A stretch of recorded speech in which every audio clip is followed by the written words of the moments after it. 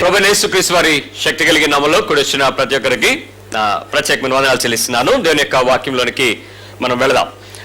గడిచిన దినంలో మనం కొన్ని విషయాలను నేర్చుకుంటున్నాం. అపవాది యొక్క యుద్ధాలను మనమే చేయాలని దేవుడు కోరుకుంటున్నాడు.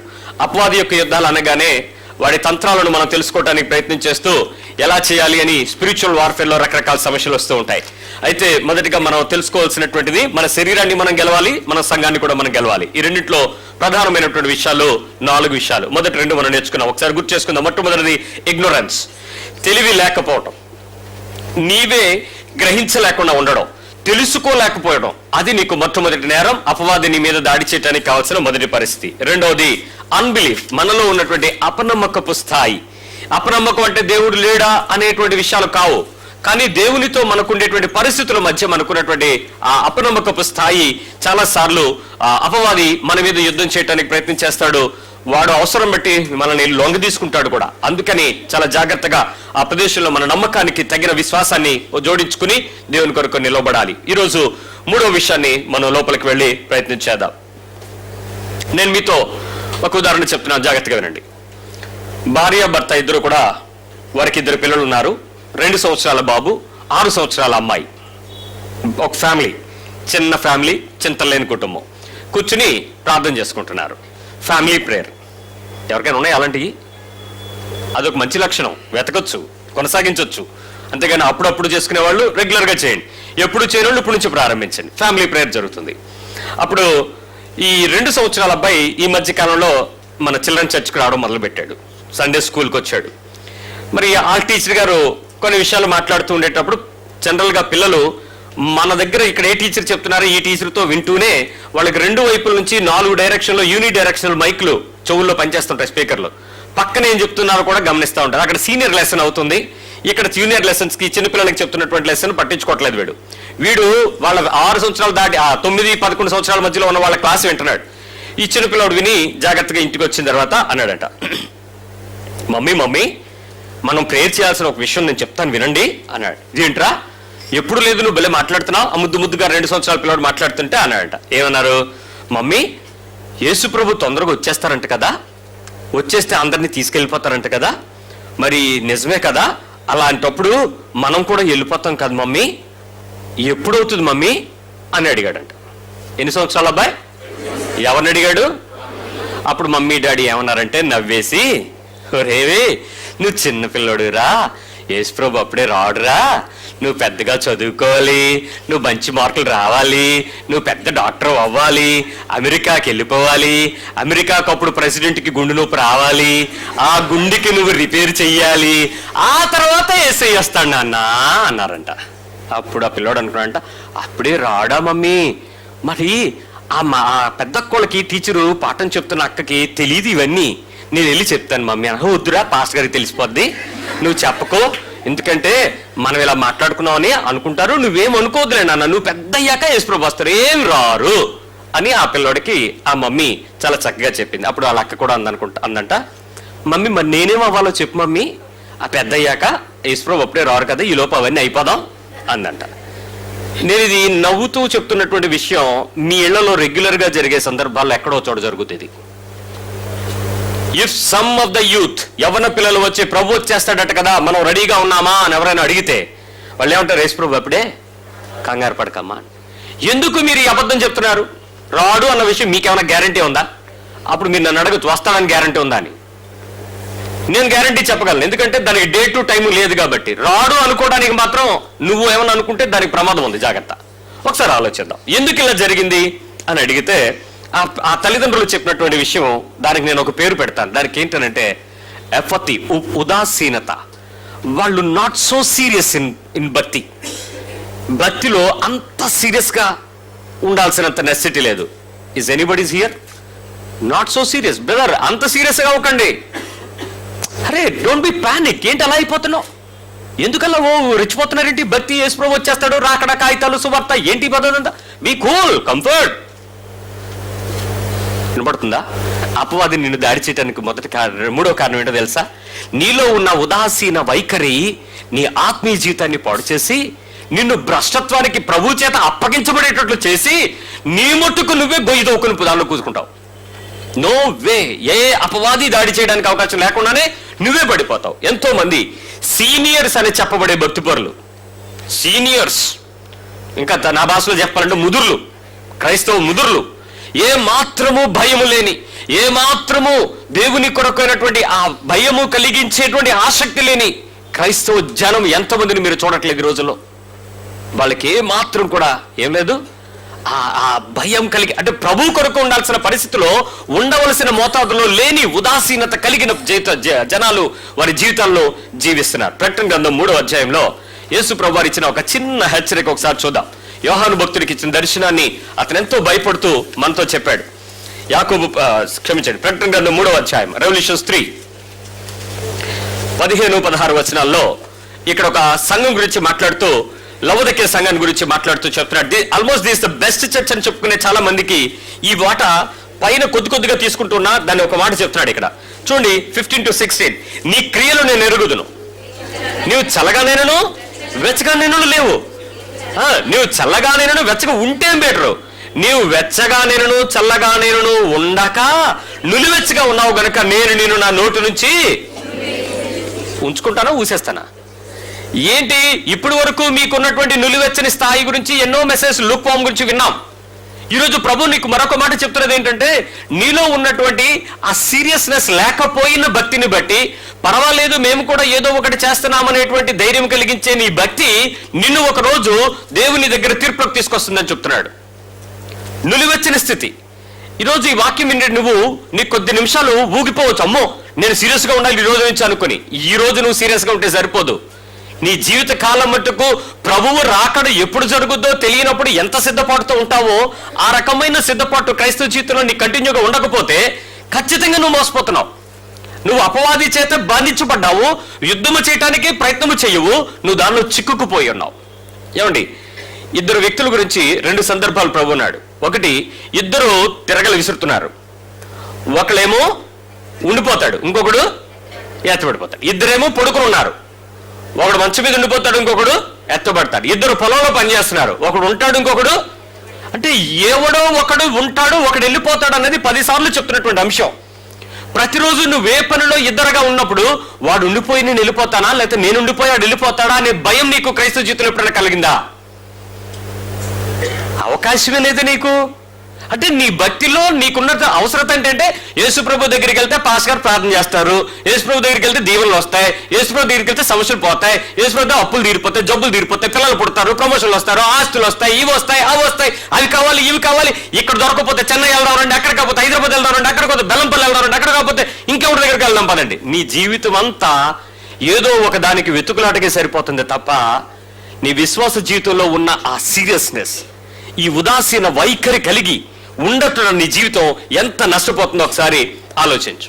నిజానికి దేవునికి ఈ నిలువెచ్చని స్థితి ఎలాంటి పరిస్థితుల్లో ఉందంటే మీరు దుఃఖపడతారు చెప్తూ ఉంటే, కానీ ఆ విషయం మీరు తెలుసుకోవాల్సి. ఒక మాట చెప్తాను వినండి. 2వ తిమోతి పత్రిక 3వ అధ్యాయంలో మనకి కొన్ని వార్నింగ్స్ కడవరి దినాలలో ఇలా ఉంటారు అని చెప్పాడు. 2 తిమోతి 3వ అధ్యాయం, 2 తిమోతి 3.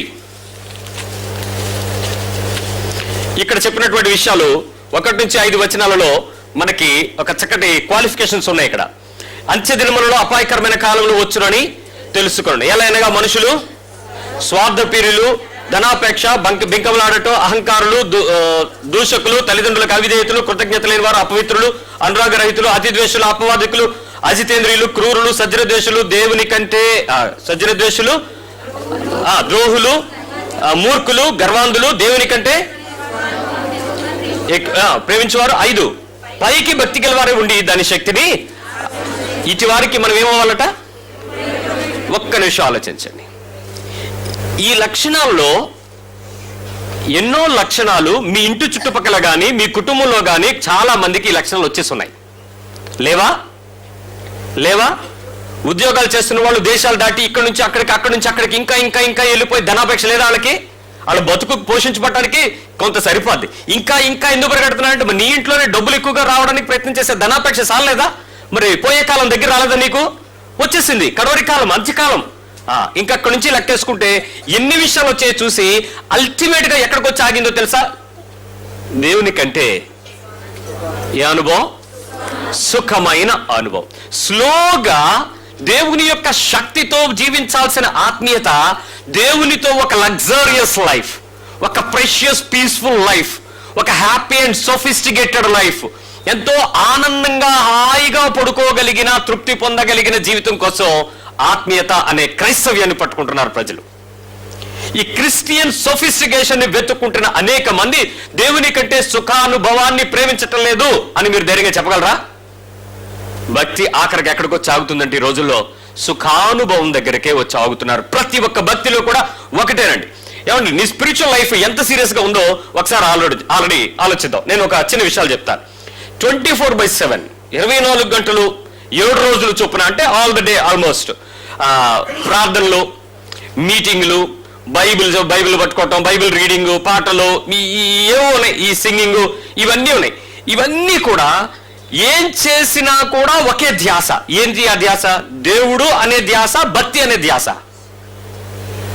24/7 నువ్వు చేసే ప్రార్థనలు కానీ, బైబిల్ చదవడం కానీ, మీటింగ్లకు వెళ్ళడం కానీ, పాటలు పాడడం కానీ, ఇంకేమైనా చేయటం కానీ, అల్టిమేట్ గోలు అదే ధ్యాసలో నువ్వు 24 గంటలు ఉంటున్నట్టుకు ఉన్నప్పటికీ నీ సెంట్రల్ లైమ్ ఏంటి? నీ ధ్యాస ఏంటి చెప్పండి? దేవునికి ఇష్టంగా బ్రతకటమా? దేవుని కొరకు సిద్ధపాటుతో ఉండడానికి ప్రిపేర్ అవటమా? లేకపోతే భక్తి చేయటమా? నిజం చెప్పనా? భక్తి చేస్తున్నావనే విషయం ప్రజలందరికీ తెలియడం కోసం మించి నీలో సిద్ధపాటు ఉండదు, మారు మనసు ఉండదు, క్రియల ఫలము కనపడదు. ఎప్పుడు చూసినా ఈ పద్ధతిలో మాత్రం బాగా బిజీగా ప్రార్థనా లైఫ్ లో మనం ఉండడానికి ప్రయత్నం చేస్తూ ఉంటాం. ప్రకటన గ్రంథంలో 2వ అధ్యాయము 4వ వచనం ఒకసారి చూడండి. రెవల్యూషన్స్ 2:4 ఇక్కడ మనకు ఒక చిన్న 3 ఇంపార్టెంట్ ఇష్యూస్ ఆయన మనకు చెప్పాడు. ప్రకటన గ్రంథము 2వ అధ్యాయము రెవల్యూషన్స్ 2:4.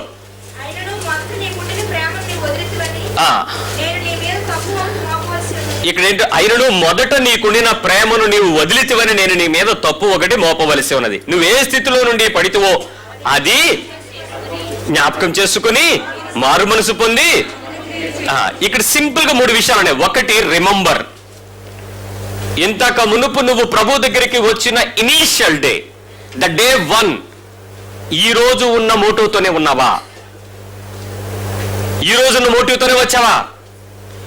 ఈ రోజు నీ భక్తిలో ఎంత స్వార్థం ప్రవేశించింది? ఎన్ని టన్నులు దిగిపోయింది నీ ఇంట్లో? ఆ రోజేంటి? నా కొరకు ప్రభు మరణించాడే, నా కోసం, నాకు బదులు, నా స్థానంలో చనిపోయిన యేసు నన్ను రక్షించాడు. ఈ సమయం నా హృదయాన్ని ఆయనకి ఇవ్వకపోతే నేను నేరం చేసిన వాడిని, కాబట్టి నా పాపము పుట్టేయడానికి నాకు ప్రభువు నాడని మొట్టమొదటి రోజు వచ్చినటువంటి ఆసక్తి కలిగినది ఈ రోజు నీలో ఎందుకు ఆసక్తి సన్నగిల్లిపోయింది? You should remember. Number 2, repent. అందుకే మారు మనసు పొందు అన్నాడు. You should repent. ఏమిటి? అవును, ఆ రోజు పని నేను ఈరోజు చేయట్లేదు, ఆ రోజు ఉన్నటువంటి ఆసక్తి ఈరోజు నాలో లేదు, ఆ రోజు ఆ క్రియ నేను ఇప్పుడు చేయట్లేదు, నన్ను క్షమించు ప్రభువా, నేను ఆ పని చేయటానికి నన్ను నేను ప్రేరేపించుకోవాలి ఈ సమయంలో నువ్వు రిపెంట్ అవ్వమని చెప్తున్నాడు. 3వది, రిమెంబర్ అని చెప్తున్నాడు. అక్కడ జ్ఞాపకం చేసుకో. There are 3 small issues. Remember, repent and renew. నువ్వు తిరిగి నూతన పరుచుకో, నిన్ను మార్చుకో. ఎందుకు? ఈ పరిస్థితి ఎలా జరుగుద్ది ఒకసారి నేను కొంచెం వివరిస్తాను. దాని లోపల నువ్వు ఎలా ఉంటే ఒకసారి ఆలోచించడానికి ప్రయత్నించండి. సుఖానుభవము ఎక్కడైతే ఎక్కువగా ఉంటుందో, జస్ట్ ఎగ్జామిన్ యువర్ సెల్ఫ్, ఎక్కువగా ఎక్కడైతే ఉంటుందో అప్పుడు మనిషి ఎలా ఉంటారో తెలుసా? బయటికి భక్తిగా కనపడతారు కానీ శక్తిని ఆశ్రయించకుండా మారిపోతారు. వీళ్ళకి ఆ ప్లెజర్ఫుల్నెస్ ని ఎప్పుడు ప్రయత్నం చేస్తారో ఇక శక్తి కనపడదు. ఇదాక వర్షం పడుతుంది, నాకు నవీన్ అనే మెసేజ్ పెట్టాడు, అన్నా ఇక్కడ ఉరుములు మెరుపులు కూడా పడిపోతున్నాయి, వర్షం పడిపోతుంది. అప్పటి వరకు కూల్గా ఉంది, సడన్ గా మారింది క్లైమేట్. నేను బయటకు చూశాను, బీచ్ సైడ్ బాగా వర్షం పడుతుంది, ఇక్కడ లేదు అని కిందకు వచ్చేటోడికి ఇక్కడ వర్షం వచ్చేసింది. నేను చెప్పాను, ఓకే వర్షం పడుతుంది, still we have 1.5 hour time, don't worry అన్న. అంటే yes we have vitamin F అన్నాడు. సో ఓకే, నో ప్రాబ్లం, వచ్చాం. ఇక్కడికి వచ్చేటోడికి చైర్ సర్దటానికి ఈ యూత్ టీం వచ్చింది, క్రూ. సీరియస్గా వచ్చి ఏం చెప్పారు తెలుసా? అన్న వర్షం పడుతుంది, కింద పెట్టేమా పైన పెట్టాలా? వర్షం పడుతుందని నీకు తెలుసు, అప్పుడు ఏం చేయాలి? ఆపాలి. ఆపండి అన్నట్ట. ఆపుద్దాం ఏటన్నా. ఇప్పుడు నీ ప్రార్థనలో చాలా మంది ఆ ప్రదేశంలో కూర్చుని వాక్యం వినటానికి ఆటంకం కలిగినప్పుడు చుట్టూ వర్షం పడద్ది, నీ దగ్గర వర్షం పడదు. ఏలియా నీలాంటి సామాన్యమైన మనిషి, నువ్వు చేతులెత్తితే ప్రార్థన చేస్తే వర్షం పడకుండా ఆగద్దు కదా, చెయ్యి అని అంటే నేను ఇదే విషయం వీళ్ళకి చెప్పాను. వీళ్ళకి వచ్చి సగం అర్థమైంది, సగం అర్థం కాలేదు. ఈలోపు ఒకళ్ళు వచ్చి చిన్న చిన్న చినుకులే అన్నారు. చినుకు చిన్నది కూడా పట్టడానికి కుదరదు, వెళ్ళి ఆపండి అని చెప్పొచ్చాను. ప్రార్థన చేయండి వెళ్ళని చెప్పి ఇంట్లోకి వెళ్ళి చెప్తుంటే అప్పుడు మా అమ్మగారు అన్నారు, ఏంట్రా ఊరంతానేమో వర్షం కోసం ప్రార్థన చేస్తుంటే నువ్వు ఆపేయమంటావా? అప్పుడు చెప్పాను, ఆపమన్నప్పుడు ఆగుద్ది, పడమన్నప్పుడు పడద్ది. రెండు మన చేతుల్లో ఉన్నాయి. మన చుట్టూ మన దగ్గర పడకుండా ఆపుకుంటాం. ఒత్తవుడు పడద్ది లేదు చూసుకోండి. ఎందుకు దాని గురించి వాక్యంలో ఉన్న విషయాన్ని మీరు అర్థం చేసుకోరేమి అని అంటే, సుఖానుభవం కావాలి. వర్షం పడితే మీకు అందరికి ఏమవుద్దు? ఇప్పుడు సుఖం కావాలి.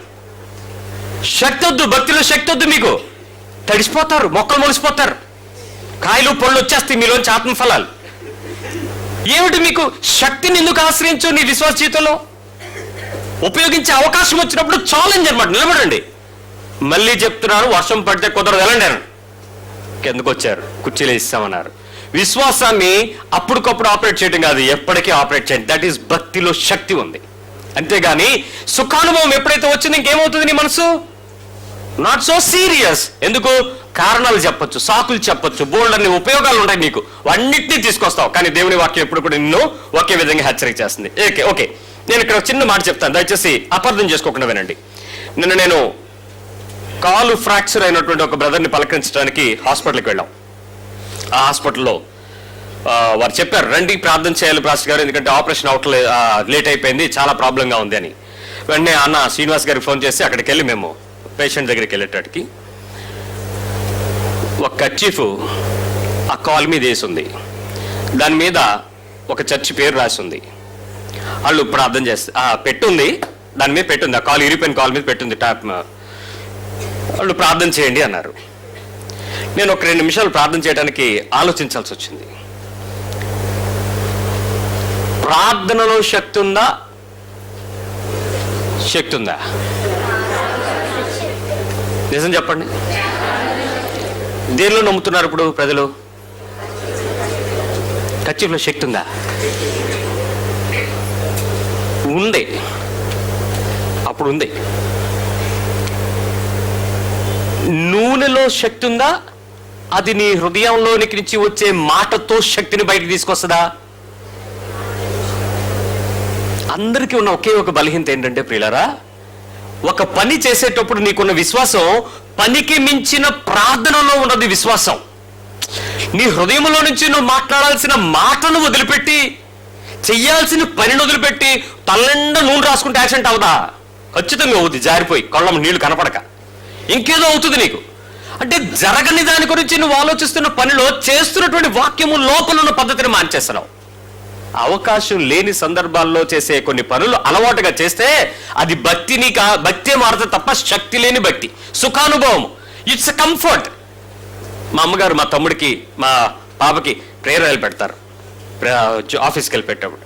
నేను అలా చూస్తూ ఉంటాను, వీళ్ళు సెంటిమెంట్ మనుషులా?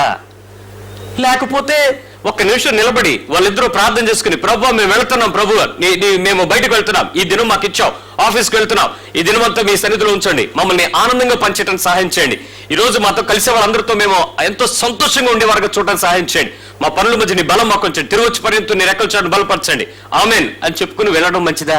ఏది ముఖ్యం? మీకు తెలీదే? మీరు ముద్రలేనా?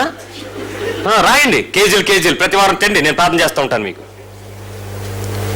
విశ్వాస జీవితంలో సుఖానుభవం ఏంటి చెప్పండి? నూనె రాసుకు వెళ్ళిపోవడం. శక్తిని ఆశ్రయించడం ఎప్పుడు చెప్పండి? ప్రార్థించి కొద్ది నిమిషాలు స్తుతించి ఆయన మాట చదువుకుని అప్పుడు నువ్వు బయటికి వెళ్ళటం. ఏది ఈజీ నీకు? ఓకే, బైబిల్ ఒకసారి జిప్పులు తీసి, నిన్నటి వారం నేను ఇక్కడ చెప్పానని ఈ మార్కర్ కార్డు అక్కడ నుంచి నేను ఇక్కడ నుంచి 2 చాప్టర్లు చదవటం నాకు ఈజీయా? కిక్ అనగానే ఇక్కడ తీసి ఆ SMS ఒక నిమిషం చదవడం సగం అర్థం అవుతుంది. అందుకని ఫుల్ ప్యాసేజ్ వస్తే చదవం. మళ్ళీ లెంత్ అంటే ఐ హేట్ లెంత్ SMS అని ఉంది ఒకటి ఏంటది ఫేస్బుక్ ప్రొఫైల్లో, ఐ హేట్ అట వాట్సాప్లో. ఈ బైబిల్ దీనిలో ఒక 2 నిమిషాలు ఒక సెకండ్ పాటు చదివే ఆసక్తి నీకు ముఖ్యమైనదా? ఈ రొట్టె పట్టుకుని కాసేపు ధ్యానించి చదవటం ముఖ్యమైనది? ఏది ఈజీ నీకు? మాట్లాడరేమండి, మారిపోయింది. అంటే శక్తి ఏది ఇప్పుడు దేనిలో మారింది? మన భక్తి విశ్వాసంలో, ప్రయాసతో, అది వదిలేసి సుఖానుభవాన్ని ఎప్పుడైతే ఏర్కొంటున్నావో ఇక నీ విశ్వాస జీవితంలో నువ్వు రెండో మార్గంలోకి వెళ్ళిపోతున్నావు. ఒకసారి ఆలోచించు. ఎందుకు జారిందో చెప్పనా? ఈ ఉదాసీన వైఖరి ఎందుకు వచ్చిందో తెలుసా నీకు? ఇప్పుడు 2 తిమోతి 3వ అధ్యాయం అక్కడికి రండి. పాయింట్ ఇక్కడ ఉండిపోయింది, అది మనం చాలా మంది మిస్ అవుతూ ఉంటారు. 2 తిమోతి 3:6 and 7. 2 తిమోతి పత్రిక 3వ అధ్యాయము 6, 7 వచనాలను కొంచెం విరగొట్టి చదువుతాను, వినండి. 2 తిమోతి 3:6 and 7. 2 తిమోతి 3, 6, 7 వచనాలు. పాప భరితులై, మీరు చదవండి, మీ బైబిల్లో ఏమన్నా చార్ట్ చదువుకోండి, నేను తప్పు చదువుతూ ఉంటాను అప్పుడప్పుడు, మీరు పరిశీలించాలని. పాప భరితులై నానా విధములైన దురాశల వలన నడిపింపబడి ఎల్లప్పుడూ నేర్చుకొనుచున్నాను. ఆగండి, ఏముంది అక్కడ? ఎల్లప్పుడూ నేర్చుకొనుచున్నాను. ఈ వాక్యం నేను ఛాలెంజ్ చేస్తాను, చాలా మంది చదవరు, ఆ పై వరకే చదువుతారు, ఇక ఆ తర్వాత కిందకి వెళ్ళిపోతారు. ఎల్లప్పుడూ నేర్చుకొనుచున్నాను. సత్య విషయమైన అనుభవ జ్ఞానము ఎప్పుడునూ పొందలేని. ఏం లేదంట? సత్యము విషయమైన అనుభవ జ్ఞానము ఎప్పుడు. మరి నేర్చుకోవడానికి అప్పుడప్పుడు నేర్చుకుంటారా? ఎప్పుడు నేర్చుకుంటారా? ఎప్పుడూ వచ్చేస్తారండి చర్చికి. ఎక్కడ మీటింగ్ అయినా కనబడతారు. క్రైస్తవులే కదా, ఆత్మీయ ఉద్యోగ సభలే కదా, అన్ని చోట్ల కనబడతారు. తెగ టీవీలు వింటారు, తెగ ఇంటర్నెట్లో మెసేజ్లు చూస్తారు, బోల్డ్ మెసేజ్లు డౌన్లోడ్ అవుతుంటాయి, బోల్డ్ తెగ వింటారు, కానీ ఏం చేయరంట? అక్కడ ఏముందో చూడండి, అసలు మరి దారుణం. సత్య విషయమైన అనుభవ జ్ఞానములు ఎప్పుడూ పొందలేని. ఇక్కడ స్త్రీల గురించి అంటున్నారని చెప్పి మీరు వాళ్ళతో చూడకండి, ఇది పురుషులకు కూడా సంబంధించిన వాక్యమే. అసలు సత్య విషయం అంటే ఏంటి? Exact what it was. నువ్వేది వింటున్నావో, ఏది బైబిల్లో నుంచి చదువుతున్నావో, ఏది ఇక్కడ నేర్చుకుంటున్నావో, పుల్పిట్లో నుంచి ఆత్మ ద్వారా చెప్తున్న సంగతి చెవిగలిగి వింటున్నావో, ఆ సత్యము నీ జీవితంలో సత్యము వచ్చినప్పుడు, సందర్భం వచ్చినప్పుడు అనుభవ జ్ఞానముతో నువ్వు నడిపించబడాలి. ఎక్కడ నువ్వు నడిపించబడవో ఒకసారి జ్ఞాపకం చేసుకోండి. నేను నిందలు మోపడానికి ఈరోజు వాక్యం చెప్పటంలా. నీ బ్రతుకులో నువ్వు చేయాల్సిన యుద్ధంలో ఈ ఉదాసీనతను నువ్వు గెలవకపోతే, సీరియస్ గా భక్తి చెయ్యకపోతే, ఈ రకమైన ఎఫర్ట్ని దాటకపోతే నీవు చాలా పెద్ద ప్రమాదంలో ఉన్నావు. జాగ్రత్త. ఈ యుద్ధం నువ్వే చేసుకోవాలి. ఎలా చేస్తావు? నేను మీకు చిన్న ఎగ్జాంపుల్ చెప్తాను, ఒక మాట మీరు ప్రయత్నించండి. నేను అడుగుతూ ఉండేటప్పుడు మీరు చెప్పడానికి ప్రయత్నించండి. ఒక తప్పు చేశారు. ఏం చేశారు? ఒకసారి మీ పక్క వాళ్ళు చెప్పండి. నువ్వు చిన్న తప్పు చేస్తే. ఇంకో పక్కన అడగండి. రైట్. ఇప్పుడు నేను అడిగిన దానికి సమాధానం చెప్పండి. ఒక చిన్న తప్పు ఏదో జరిగిపోయింది, చేశారు. ఆ తప్పు ఉదాహరణకు చెప్తున్నాను, దయచేసి కంగారు పడకండి. మీరు ఈ వారంలో ఎవరి మీద మీరు తిట్టినా సరే మీరు నరకంలో పడిపోతారని చెప్పాను. అంటే ఏం చేయకూడదు ఈరోజు? మీరు ఈ వారం అంతా ఏం చేయకూడదు? ఇప్పుడు మీరు ఆ పని చేసేసారు. ఏంటి? మీరు భర్తల మీద తిట్టేశారు, మీరు భార్యలు తిట్టేశారు, మీ ఇద్దరు కలిపి బజార్ వాళ్ళ మీద తిట్టేశారు, ఇంకెవరిని తిట్టేసుకున్నారు, జరిగిపోయింది. నేను 3 ఆప్షన్స్ ఇస్తున్నాను, ఏ బిసి. నెంబర్ 1 అది పాపమే. ఆప్షన్ ఏ పాపమే. ఆప్షన్ బి మరీ అంత కాదు. ఆప్షన్ సి పాపమే కాదు. నువ్వేం చెప్తావు? ఏ బిసి ఆప్షన్ నీదే, ticket go. A sin, B అంత కాదు, సి పాపమే కాదు. కోప్పడండి పాపం చేతిని చెప్పలేదా? పాస్టర్ గారు ఏదో చెప్పేశారు, మన కోప్పడం తప్పేం కాదు, మనమే పాపం చేసినంత పడలేదు. సత్య విషయమైన అనుభవ జ్ఞానం ఏంటి? నువ్వు విన్నావు, నీకు సందర్భం వచ్చింది, చెయ్యాలి. చేస్తావా? మానేస్తావా? చేసిన తర్వాత నువ్వేం చెప్పుకుంటావు?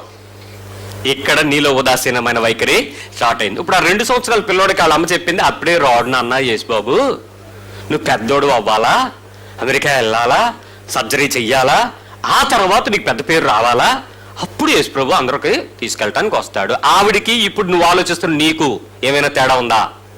Both the same formats. Number 2, ఎవరో చేస్తున్నారు ఆ పని, ఎవరో చేసేసారు ఆ పని. దయచేసి జాగ్రత్తగా ఉండండి. నువ్వు చేయలేదు, ఎవరో చేసేసారు. సమ్ ఎక్స్ ఎవరో చేశారు. ఆ పని ఇప్పుడు నువ్వు కూడా చేయాల్సి వచ్చింది. అది మంచిది మాత్రం కాదు. ఏదో చేశారు, అది నీకు చేయాల్సి వచ్చింది. ఇప్పుడు no you are following it. నువ్వు ఆ పని చేస్తున్నావు. ఆప్షన్ 3 మళ్ళీ ఏబిసి. వాళ్ళు చెయ్యకూడదు అనే విషయం నీకు కూడా తెలుసు, ఇప్పుడు వాళ్ళు చేశారు, ఇప్పుడు ఆ పని నువ్వు చేస్తున్నావు. Simple thing. ఏమి కంగారు పడకండి, తిట్టుకోకండి, కొట్టుకోకండి.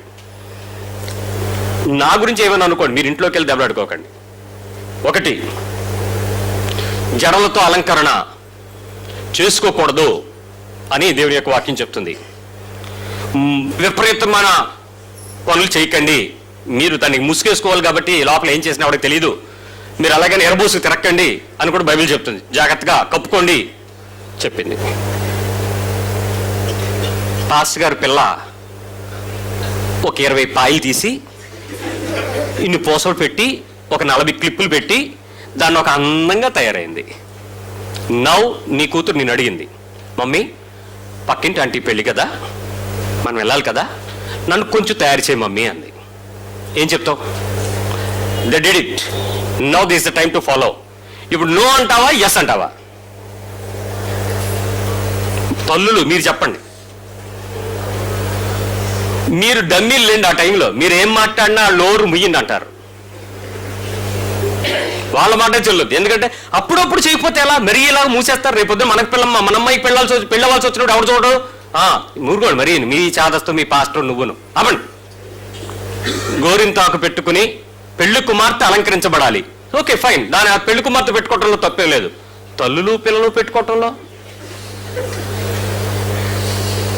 I don't mind. వస్త్రధారణ మిగులు విలవగలిగి ఉండకూడదు. నేను చెప్పట్లే, బైబిల్ చెప్తుందని చెప్తున్నాను.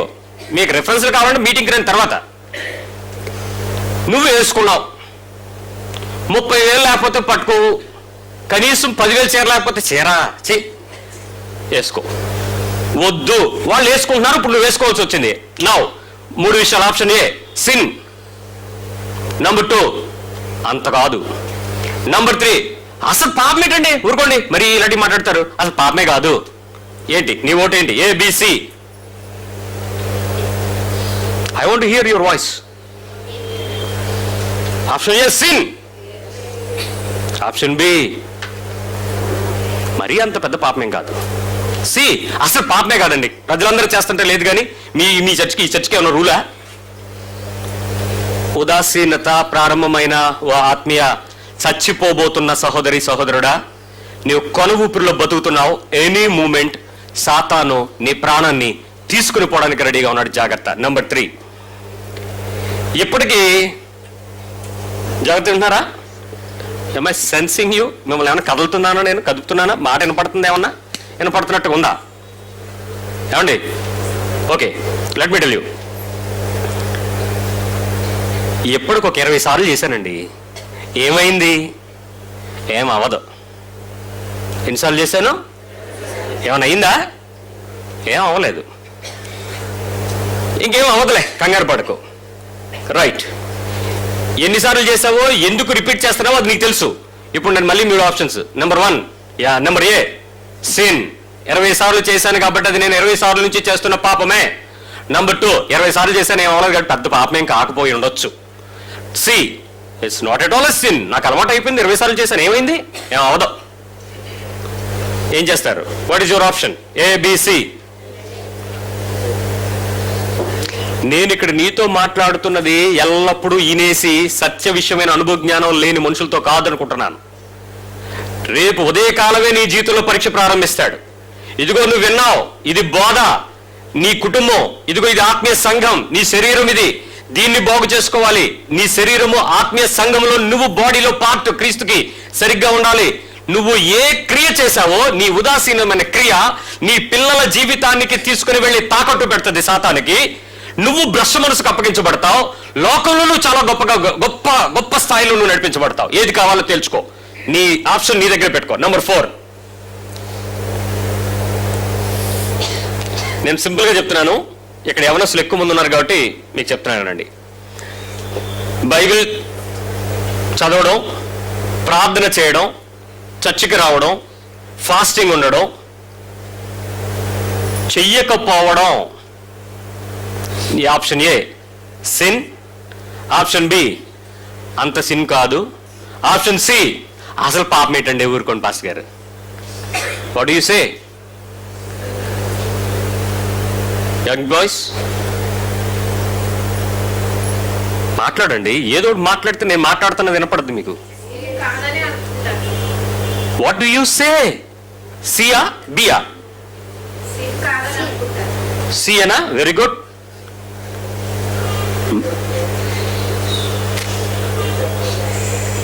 రిజల్ట్స్ నా దగ్గరే లేవు, నీ దగ్గరే ఉన్నాయి. నీ పేపర్ నువ్వే చూసుకుంటావు రిజల్ట్స్. ఫైన్. ఇక్కడ నీకేదో తెలిసింది. ఇప్పుడు బైబిల్ చదవాల్సినంత అవసరం ఏమి, ప్రార్థన చేసుకోవాల్సిందే, ఉపవాసం చేయాల్సినంత, సంఘానికి రావాల్సినంత అంతే. ఏదో అప్పుడప్పుడు అలా హాయ్ బాయ్, హాయ్ అన్న, ప్రైజ్ లార్డ్, హాయ్ అని ఒకటి కొడితే SMS, హాయ్ నేను చెప్పాను మీరు బిజీగా ఉన్నారు నాకు రెస్పాండ్ అవ్వలేదు అని ఇచ్చి నువ్వు రేపు చెక్ చేసుకో. నెంబర్ 5, సువార్త చెప్పకపోయినా సాక్ష్యం చెప్పకపోయినా ఆప్షన్ ఏ సిన్ కాదు, ఆప్షన్ బి పెద్ద పాపమేం కాదులేండి పాస్టర్ గారు, ఆప్షన్ సి అసలు పాపమే కాదు. What you say? ABC. సువార్త చెప్పకపోవడం, సాక్ష్యం చెప్పకపోవడం, both are same as per Bible. ఏం చెప్తారండి? ABC ఎవరు మాట్లాడట్లేదు, అందరూ పాపుల సభలో కూర్చున్నా మరవలేదు. చెప్పండి, ఇదేం పరిశుద్ధుల సభ కాదు. సంఘం ఎత్తబడినప్పుడే పరిశుద్ధత తెలిసేది, అంతవరకు పాపులు పరిశుద్ధులు అవటానికే సంఘ నియమము. అర్థమవుతుంది కదా? ఓకే. నెంబర్ 6, సంఘానికి ఒక దర్శనం ఉంది. క్రీస్తు పక్షమైన సంఘానికి ఒక దర్శనం ఉంది. ఆ దర్శనంలో కొన్ని పనులు ఉన్నాయి, కొన్ని బాధ్యతలు ఉన్నాయి. సంఘపక్షమైన కొన్ని పనులు ఉన్నాయి, రెస్పాన్సిబిలిటీస్ ఉన్నాయి. మాకు అవన్నీ తెలియదండి, అవి చెయ్యాలి అన్న విషయం మాకు తెలియదండి. అవి చెయ్యకపోయినంత మాత్రంలో ఆప్షన్ ఏ అది పాపం, ఆప్షన్ బి పాపం పెద్ద పాపం కాదు, ఆప్షన్ సి అసలు పాపమే కాదు. ఏం చేద్దాం? మా దర్శనాలే బోల్డ్ ఉన్నాయి. మేము డాక్టర్లు అవ్వాలి, ఇంజనీర్లు అవ్వాలి, లాయర్లు అవ్వాలి, ఉద్యోగాలకు వెళ్ళాలి, అమెరికాలో వెళ్ళాలి, ఆఫ్రికాలో వెళ్ళాలి. ఇంక ఈ సంఘం ఒకటి దర్శనం ఒకటినా? మళ్ళీ మా ఆప్షన్స్ ఏంటి? అది దాని ప్రకారము నువ్వు చెయ్యకపోతే ఏ పాపము, బి పాపం కాదు, సి పెద్ద పాపం, బి పెద్ద పాపం కాదు, సి అసలు పాపమే కాదు. ఏం చెప్తావు? ఏం మాట్లాడతారు? ఏదో చెప్పుకోండి. నెంబర్ 7, వాక్యం అసలు గుర్తురాదు పాస్టర్ గారు మాకు, మేము మర్చిపోతూ ఉంటామండి. మీరు బోల్డ్ రిఫరెన్స్ చెప్తారు, పుస్తకాలు రాస్తాం కానీ అసలు మర్చిపోతూ ఉన్నాయి.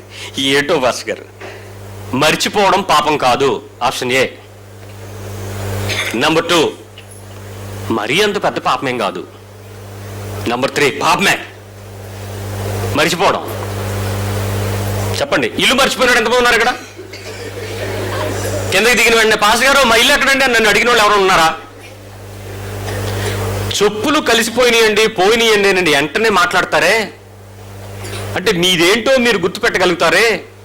మీ అకౌంట్ నెంబర్ మర్చిపోరు, మీ ఫోన్లో 2 సిమ్లు 3 నెంబర్లు అవి మర్చిపోరు. మీకు ఉన్న ఎన్ని ఇన్ఫర్మేషన్స్, పలానా పెద్ద ఆవిడ పుట్టినరోజు దగ్గర నుంచి మీ పక్కింటి ఆవిడ పుట్టినరోజు వరకు, మీకు తెలిసిన వాళ్ళ పుట్టినరోజుల దగ్గర నుంచి ఇంకేవో డేట్ల వరకు ఏవో నోటుతో ఎన్నో నెంబర్లు చెప్తారు. కానీ మర్చిపోయేది ఏంటి లాస్ట్కి?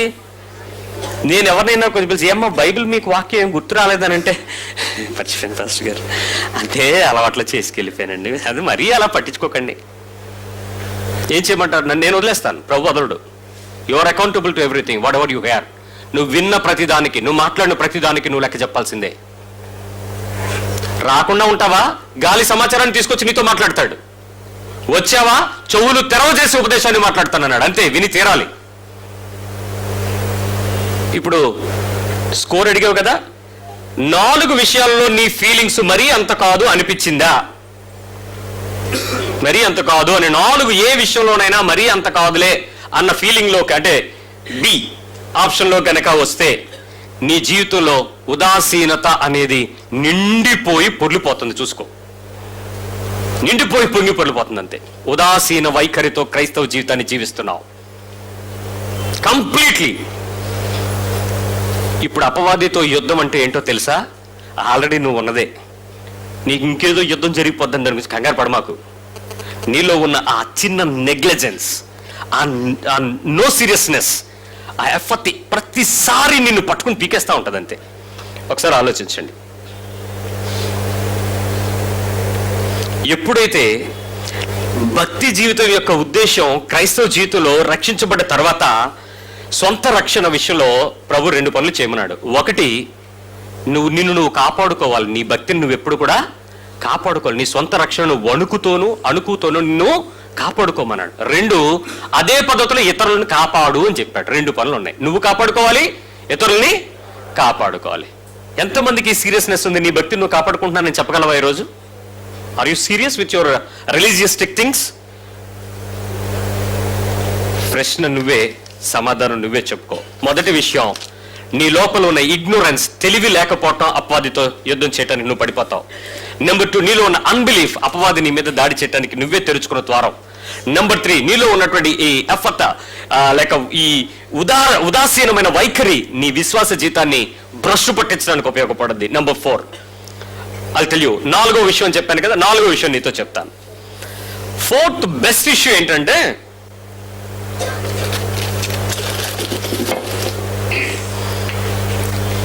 ఈ మంత్రం ఎంతమంది చదవడానికి ఇష్టపడగలరు?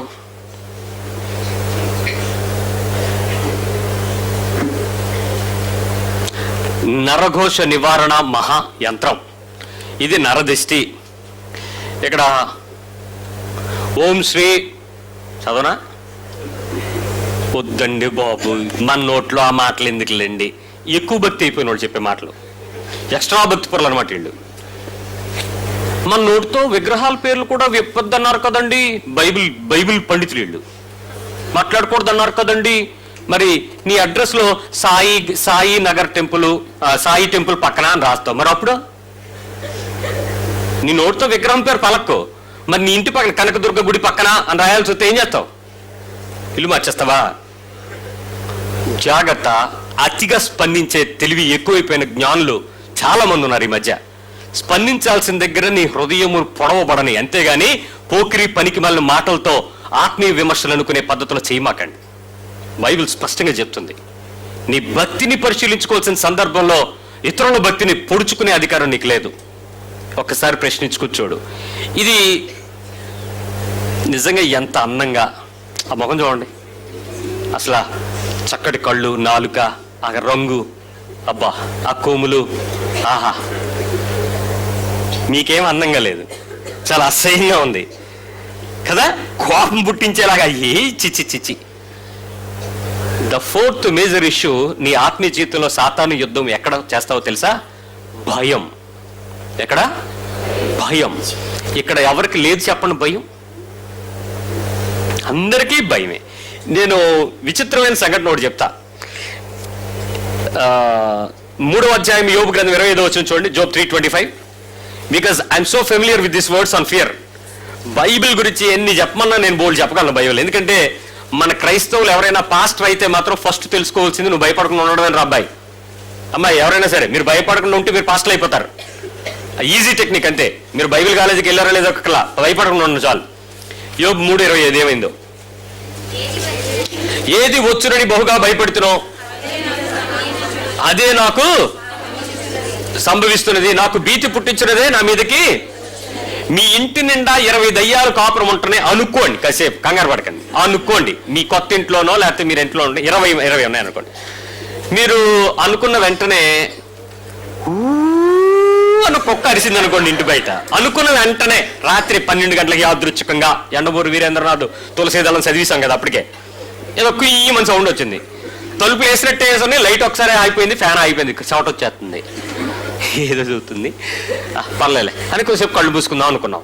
కాసేపు సెల్లకెళ్ళికావు, ఇలా కళ్ళు మూసుకుందానంటే కిర్ర అందావు. సో ఇప్పుడు తెల్లవారులు ప్రార్థన చేస్తారా, లేచి కూర్చుంటారా? ప్రార్థన చేసేవాళ్ళు ఎంతమంది ఉన్నారు నిజం చెప్పండి, చూస్తాను, నేను వస్తాను అసలు మీ దగ్గరికి.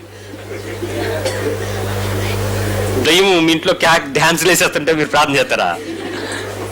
మీకు అంతసేపు భయాన్ని ఎలా దాచుకోవాలో, ఎలా ఎక్స్ప్రెస్ చేయాలో వాటి మీదే వస్తారు అక్కడ. ఆ రాత్రి అంతా మీకు యాత్రే. ఒక్క నిమిషం, ఏది వస్తుంది అని మీరు బహుగా, ఆ 20 దయ్యాలుకి పనే లేదనుకున్నారేంటి? అయ్యి నిద్రపోవాలి, నువ్వు నిద్రపోయాక. వాటికి రెస్ట్ అవసరం, ఆత్మలు కదా, అక్కర్లేదా? ఎందుకు చెప్తున్నానో తెలుసా? నువ్వు ఎప్పుడైతే అది వస్తుందేమో, అది అవుతుందేమో, అలా జరుగుద్దేమో అని భయపడేంత వరకు కూడా వాళ్ళు ఎవ్వరు నీ జోక్యం చేసుకోరండి. ఏది నీ దగ్గరికి రాదు. ఎప్పుడు నీలో సన్నని వెదురు, భయము, స్తోత్రం స్తోత్రం స్టార్ట్ అవుద్దో అప్పుడు కానీ రావు. ఇప్పుడు ఏం చేద్దాం? భయపడద్దా? పరీక్ష, చాలా మందికి పరీక్షల ముందు జ్వరాలు వస్తాయి. ఎందుకు? పేపర్లో పారాసెటమాల్ ఉంటుందా? ఉండదు. మరి నీకెందుకు జ్వరము? అదంతే. పరీక్ష అంటే ఏమొస్తుంది? భయం. అంతే. బోల్డ్ పరీక్షలండి, బోల్డ్ పేపర్లండి. ఎలా అవుద్ది పాస్టర్ గారు? పొద్దు నుంచి రాత్రి వరకు చదువుతూనే ఉంటున్నామండి, అలిసిపోతుందండి మా పాప. తర్వాత మార్కులు వస్తాయో రావో? ఇంకేమొస్తాయి? ఆల్రెడీ నువ్వేం చెప్తున్నావు నోటితో? వస్తాయో? అనుమానంగా పలికినప్పుడు నిజం ఎలా జరుగుద్ది? నిజం పలుకు. ఏమనాలి? పిల్లలు చెప్పండి. వస్తాయని మామూలుగా చెప్పి అక్కడికి వెళ్ళి వనక్కండి. సరిగ్గా చెప్పండి. అది ఇప్పుడు గట్టిగా చెప్పండి. అప్పుడు వస్తాయి. ఏమో అనండి. Very good. మిన్ని కరెక్ట్గా తలూపింది. నేను అన్నాను అంతే. That's all. అంతేగాని అనండి అంటే ఏమో అంటారా? ఎందుకనాలి? వస్తాయని మేము చెప్పాక మళ్ళీ ఏమో ఏంటి? అది రెస్పాండ్ అవ్వడం. ఆ సత్య విషయంలో అనుభవ జ్ఞానం అంటే ఇనేసి ఏదంటే అది వెనకాతలు ఏమనేద్దామన్నాం కాదు, ఏది అనకూడదు నిర్ణయించుకోవడం. రైట్. సామెతల గ్రంథం 29:25. సామెతలు 29:25. ప్రొవర్బ్స్ 29:25. భయపడుట వలన మనుషులకు, కుక్కలకు కాదు, భయపడుట వలన మనుషులకు ఊరంటే ఏంటి? ఊరేస్తే ఏమవుతావు? నువ్వు చచ్చిపోతావు. అంటే ఇప్పుడు ఏమొస్తుంది? భయపడితే ఏమొస్తుంది? శాస్త్రం అంతే. ఇంకా ఉంది. బాగా భయపడండి. సాతాను మీ జీవితంలో దాడి చేసే చక్కటి సులువైన మార్గం ఏంటో తెలుసా? భయం. ఎంతో భయపడద్దు, కొంచెమే భయపడదాం. ఎంత? భయానికి డిగ్రీ లేదు, పాపానికి గ్రావిటీ లేదు. ఈ రెండు జాగ్రత్త గుర్తుపెట్టుకోండి. మీరు చిన్న భయం పడినా భయమే, పెద్ద భయం పడినా భయమే. భయపడట్లేదు అని నువ్వు నటిస్తూ నిలబడినా భయమే. ఎందుకు? కొన్నిసార్లు మీరే కాదు, ఒక దయ్యం బాగా డ్యాన్స్ వేసేస్తుంటే ఒక అమ్మాయి నాకు అబద్ధం చెప్పి తీసుకెళ్ళిపోయింది. నేను మామూలు రానండానని. తీసుకెళ్ళిన తర్వాత అదేమో డ్యాన్స్ వేసేస్తున్నాడు. నేను వెళ్తున్నాను కానీ కాళ్ళు చేతులు అడుగుతున్నాయి. అక్కడ దగ్గరికి వెళ్తున్నాను. ప్రభు ఎప్పుడు లేదు ఈ ఫీలింగ్, ఏమంటారా? భయం అన్నాడు. ఏంటి భయం? ఏంటి? నాకెందుకు వచ్చింది భయం అన్నాను. అంటే నీ లోపల ఉందని చూపిద్దాం అనుకుంటున్నాను. ప్రభా ఏంటి అదేం లొంగలు నన్ను లాగింది అనుకో, ఏం చాలా ప్రమాదం ఇక్కడ అంటే, ఇప్పుడు నువ్వు భయపడకుండా ఉండు అన్నాడు. నా లోపల ఆ ఫీలింగ్ తెలిసిపోయిన తర్వాత భయపడకుండా ఎలా ఉంటాను? అది రానంత వరకే. వచ్చిన తర్వాత ఇంకెళ్ళి మంత్రాలన్నీ తీశానండి. 91వ కీర్తన, 23వ కీర్తన, ప్రకటన గ్రంథంలో 2-3 వాక్యాలు, మళ్ళీ ఇంకో బాత వీరభద్రంలో కొన్ని వాక్యాలు, అప్పుడు మళ్ళీ పరిశుద్ధాత్మ నాకు ఇచ్చిన మళ్ళీ ఆ సమయంలో. అప్పుడు ఆ ప్రభు అన్నాడు, నువ్వు ఒక్క మాట చెప్పరా బాబు, అది వెళ్ళిపోదు, నువ్వు భయపడకుండా నిలబడన్నాడు. ఏంటి ప్రభు ఇందాక నుంచి భయపెట్టేసి ఇప్పుడు భయపడద్దంటున్నావు? నా గుండె చాలా స్పీడ్ కొట్టేసుకుంటుంది అప్పటికే. అప్పుడు అర్థమైంది భయం ఇలాగ ఉంటుందని. అంతవరకు దేనికి భయపడను. కొన్నిసార్లు అంటే ఏంటి అలా వెళ్ళిపోతున్నావేంటి, దేని భయపడాల్సిందే ఉంది? అలాని చంపేస్తారా? చచ్చిపోతే ప్రభు పేరట చచ్చిపోతాం, పరలోకంకి వెళ్ళిపోతాం, ఏముంది పదండి అంటాను. చాలా మందికి భయం భయం భయం. భయపడితే ఏమొస్తుంది? ఊరు వస్తుందండి. నువ్వు కోరుకోవద్దు, భయపడి చాలు, ఊరు వచ్చి పడిపోద్ది మెడలో. ఏ విషయంలో బాగా అవుద్ది అని అనుకుంటే అది వచ్చి నీకు అయిపోద్ది. ఇప్పుడు భయపడితే ఏం జరుగుద్ది? Very good. యోబు గ్రంథం 5వ అధ్యాయము 19-21 స్పీడ్గా చదువుదాం. జోబ్ 5:19.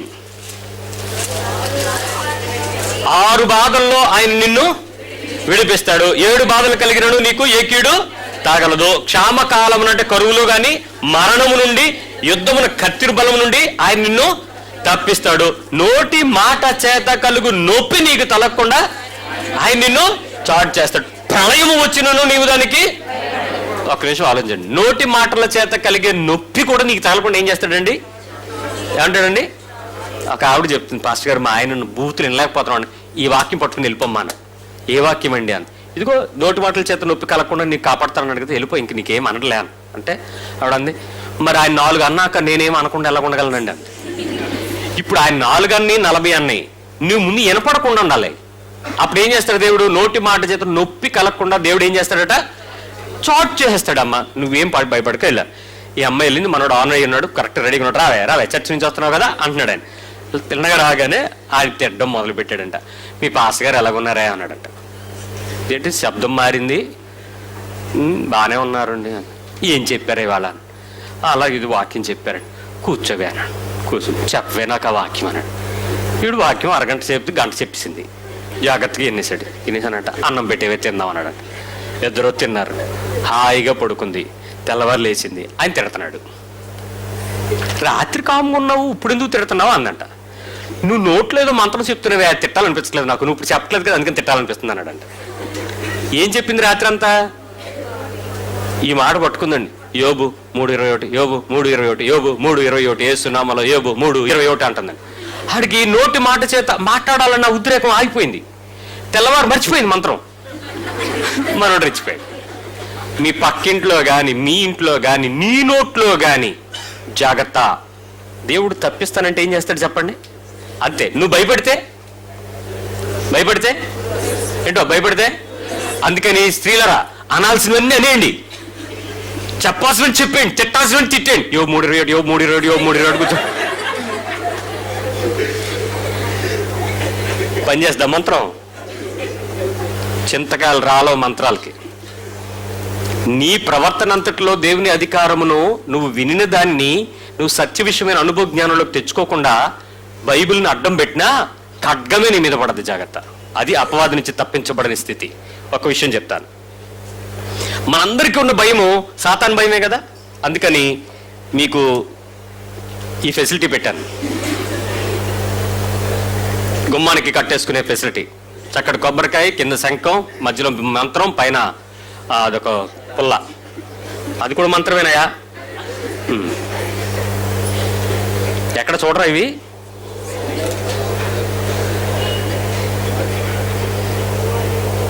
ఎందుకు కట్టుకుంటారంటే మొన్న దిష్టి అని చెప్పారు. నేను కొంచెం వివరం చెప్తాను, జాగ్రత్తగా వినండి. వీటి యొక్క గొప్పతనం ఏంటంటే, మొదటిగా ఏమన్నా అవుతుందేమో. ఎవరు ఉన్నారు ఇక్కడ? హలో. ఏమన్నా అవుద్దేమో, మాకేమైనా అవుద్దేమో.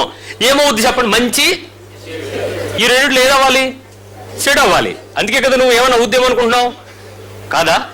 అయితే ఏమవ్వాలి? అప్పుడు అనండి. చెడు అనే మాట లేకుండా చెప్పండి, ఏమవ్వాలి? మంచి అవుద్దేమో అనుకుంటే అప్పుడు ఏమవుద్ది? మంచి అవుద్దేమో అనుకుంటే ఏంటి? దేన్ని ఎక్స్పెక్ట్ చేస్తున్నావు? చూడు, ఇప్పుడు మంచి అవుద్దేమో అనే బదులు ఎలా మాట్లాడాలి చెప్పండి? మంచి అవుతుంది. ఇంకొకటి చెడుకు ఛాన్స్ ఎక్కడ ఉంది? లేదు. నెంబర్ 2, ఏమైనా కష్టాలు వస్తాయేమో. రావు మాట తర్వాత కష్టాలు వస్తాయేమో అంటే నీ ఇన్విటేషన్ దేనికి? రమ్మనా వద్దనా? మరి ఇప్పుడు నువ్వు రావేమో అనే బదులు డైరెక్ట్గా కష్టాలు ఎందుకు వస్తాయి? అసలు కష్టాలు ఎందుకు రావు? కష్టాలు ఉండవు, నెమ్మది ఉంటుంది అని ఎందుకు చెప్పలేవు? లోపల అది చెప్పడానికి కూడా భయమేనండి. కష్టాలు రావు అని చెప్పడానికి కూడా మనకి లోపల తెలియని భయం. ఒక విషయం, సమస్యలు ఏమైనా వస్తాయేమోనండి. ఎందుకు కడతాం? సమస్యలు ఏమైనా వస్తాయేమో. ఎవరికైనా ఫీలింగ్ ఉందా? ఆ భయం ఉందా? సమస్యలు ఏమైనా వస్తాయేమో. మాకు కూడా ఏమి తలూపేస్తున్నారు ఇక్కడ, ఏం తెలియనట్టు. నీ ప్రార్థనల్లో ఇంటూ ఉంటే యేసుప్రభు వారికి ఎలా ఉంటుంది, కానీ నాకు మాత్రం భలే అచ్చం కలుగుతుంది. మాటలు నేర్పి ప్రభు చాలా తప్పు చేసావు. ఈ పదాలు ఏంటి? ఈ డైలాగులు ఏంటి? ఈ వాక్యాలు ఎత్తి పట్టడాలు ఏంటి? వాళ్ళ జీవితంలో అవేమి లేకుండా జీవించడాలు ఏంటి? ప్రార్థన ఒక వేషధారణ, పదోచ్చరణ ఒక పద్ధతి. నీ బతుకు నీ ఒరిజినల్ బతుకే. ఏమైనా ఎందుకు అవుతాయండి? నువ్వేమైనా చేస్తేనే జరుగుతుంది. నువ్వేం చేయకపోతే, మీరు మంచి విషయంలో ఆసక్తి కలిగి ఉంటే కీడు చేయగలిగిన వాడు ఎవడో అడుగుతుంది బైబిల్. నువ్వు బతకాల్సిన తీరులో బతుకు. నీకు ఇవ్వాల్సిన యుద్ధమే ఇస్తాడు. నువ్వు చెదురు పోరాటం నేర్పుతాడు, నీ తలను కాచుకుంటాడు. యుద్ధం యెహోవాదే, నిన్ను విజయంలోకి నడిపిస్తాడు. అద్దెకి దానికి ఇష్టపడడం మానేసి పనికి మాలిన జీవితం అంతా జీవించేస్తూ ప్రభు దగ్గరికి వచ్చి పాదాలు పట్టుకుని విపరీతంగా శివుడిని చెప్తే ఉపయోగం ఏంటి? ఇంకో మాట చెప్పనివ్వండి. ఏమండి, శోధనలు వస్తాయి. వస్తాయేమో కదా, శోధనలు ఏమైనా వస్తాయేమో కదా. రావండి. ఒక మాట చెప్తాను. 1 కొరింథీ పత్రిక 10వ అధ్యాయం 13వ వచనం ఏం చెప్తున్నా చూడండి. సాధారణముగా 1 కొరింథీ 10:13 సాధారణముగా మనుషులకు కలుగు శోధన తప్ప వస్తే రావా శోధన? మనుషులకు కలిగే శోధనలు తప్ప మరేది. సో ఇప్పుడు వస్తాయి కొన్ని శోధనలు, నీ జీవితంలో ప్రేరేపించబడతావు. నువ్వు ఆ ప్రేరేపించబడిన శోధన వచ్చినప్పుడు మనుషులకు కలిగినవి వస్తాయి కాబట్టి దీని విషయంలో నేను భయపడను, నేను కంగారు పడను, నేను కలవరపడను, నేను ఉద్రేకపడను, నేను దీనిని ఆహ్వానించును అని నువ్వు దాన్ని ఎదురు చేయకపోతే, అపవాదిని ఎదిరించకపోతే అది నీ మీద దాడి చేస్తుంది. సహజం. సాతాను నుంచి వచ్చేటువంటి భయం అంతా ఇక్కడే ఉండిపోద్ది మనుషుల్లో. దయచేసి శోధన అనేది వస్తాయి, రావని చెప్పట్లే, కానీ దానిని జయించే శక్తి కూడా నీకు ఇచ్చేసాడు అన్న విషయం నువ్వు గుర్తించుకో. రైట్. మరొక మాట చెప్తాను. ఈ శోధనలు మనుషుల్లోకి ప్రేరేపణలు రావడానికి, శోధన అనే పదం మీరు ఎంతమందికి ఇష్టం? దుష్టుడు ప్రార్థనలో చాలాసార్లు ఎక్కువ దుష్టుడి గురించి మాట్లాడుతూ ఉంటారు కొంతమంది. దయచేసి దుష్టుడి గురించి మీరు ప్రార్థన చేయమని చెప్పలేదు యేసు ప్రభు గురించి ప్రార్థన చేయమన్నాడు. యేసు గురించి మాట్లాడండి. సాతాను ప్రభువా దుష్టుడు యాక్షన్ చేసాడు ప్రభువా అంటే, ప్రభు తెలియకుండా యాక్షన్ జరిగిందా? ఆయన్ని ఈ వెంట్రుకను చూస్తున్న దేవుడు నీకు దుష్టుడికే చెప్పాడు కదా, వెళ్ళాడు పట్టుకొని. ఎందుకంటే ప్రభు చెడు చేయలేడు కదా. అది నాన్న ఇల్లు ఆడికొచ్చి చిన్న జర్కిచ్చిరా అన్నాడు. ఒక బండిని పట్టుకున్నాడు, వాడు నీకు తగిలింది. దానికి ప్రభువా దుష్టుడు వీళ్ళని ఏడిపించాలని చేశాడు ప్రభువా, దుష్టుడు దీనికి, దుష్టుడు దానికి, దుష్టుడు దీనికి.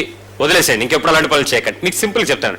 దుష్టుని యొక్క మీ పరిస్థితుల్లో మీరు ఎక్కువగా శోధన అనే పదానికి చక్కటి అర్థాలు 4 పనులు చేస్తే మీరు శోధించబడతారు. వాటిలో ఏంటో ఉన్నాయో చూసుకోండి. నెంబర్ 1 శకునాలు చూడడం, నెంబర్ 2 జాతకాలు చూడటం, నెంబర్ 3 సోది చెప్పించుకోవటం, చెప్పే దగ్గర ఉండడం, నెంబర్ 4 విగ్రహారాధన చేయటం.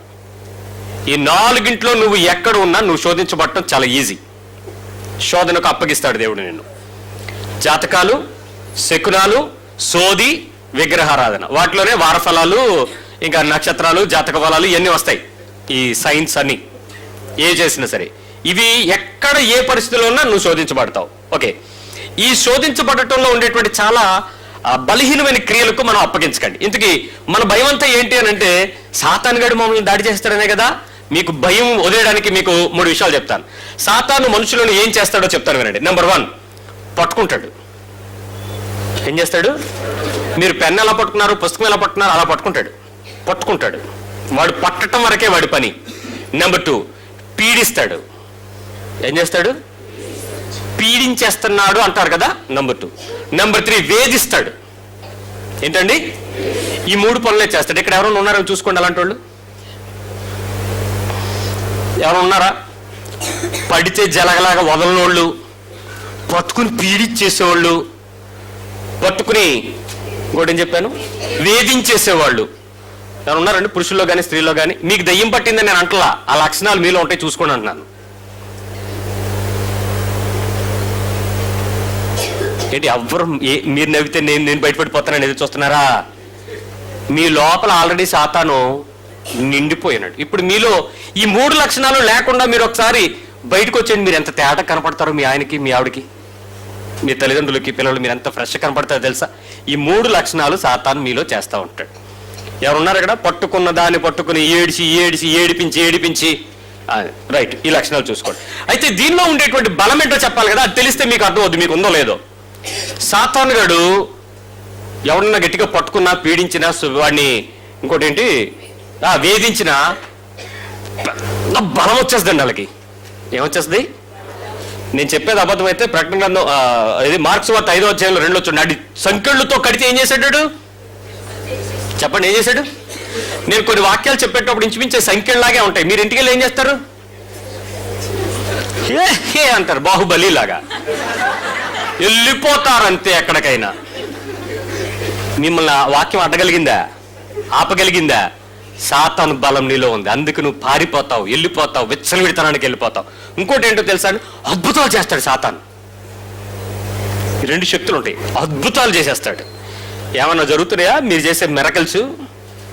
ప్రకటన గ్రంథంలో ఉంది 16వ అధ్యాయం 13, 14లో అద్భుతాలు చేయటం కూడా సాతానుకున్న ఒక మ్యాజిక్ ట్రిక్. నువ్వు చెక్ చేసుకో.